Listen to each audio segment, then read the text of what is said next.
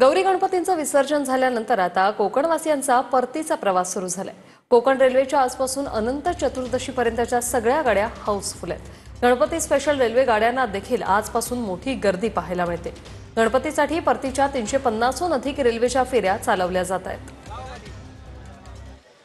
गौरी गणपतीच्या विसर्जनानंतर आता कोकणवासियांना परतीचे वेध लागलेले पाहायला मिळत आहेत। आपण सध्या रत्नागिरी रेल्वे स्टेशनवरती आहोत आणि आजपासून या ठिकाणी अनंत चतुर्दशीपर्यंत सगळ्याच कोकण रेल्वेच्या ज्या गाड्या आहेत त्या या ठिकाणी हाऊसफुल पाहायला मिळत आहेत।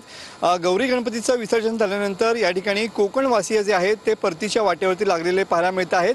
जवळपास या गणेशोत्सवामध्ये 8 ते 10 लाख भाविक जे आहेत ते कोकणामध्ये गणेशोत्सवासाठी आलेले होते। गौरी विसर्जन झाल्यानंतर आता कोकणवासीय जे आहेत ते या ठिकाणी परतीचा प्रवास करताना पाहायला मिळत आहेत। गणपती स्पेशल रेल्वे गाड्यांना आजपासून या ठिकाणी गर्दी असलेली पाहायला मिळते। तुम्ही बघू शकता की मोठ्या संख्येनं या ठिकाणी कोकणवासीय सध्या मुंबईच्या दिशेने या ठिकाणी परत चाललेला पाहायला मिळतो आहे। गौरी गणपतीचं विसर्जन झालेलं आहे। जवळपास 1 लाखाहून अधिक घरगुती गणपतींचं काल विसर्जन या ठिकाणी झालं आणि त्यानंतर आता कोकणवासीय पुन्हा एकदा मुंबईच्या दिशेने परत चाललेला पाहायला मिळतो आहे। कॅमेरामन समित गजनेसह मी मनोज डेले, TV9 मराठी, रत्नागिरी।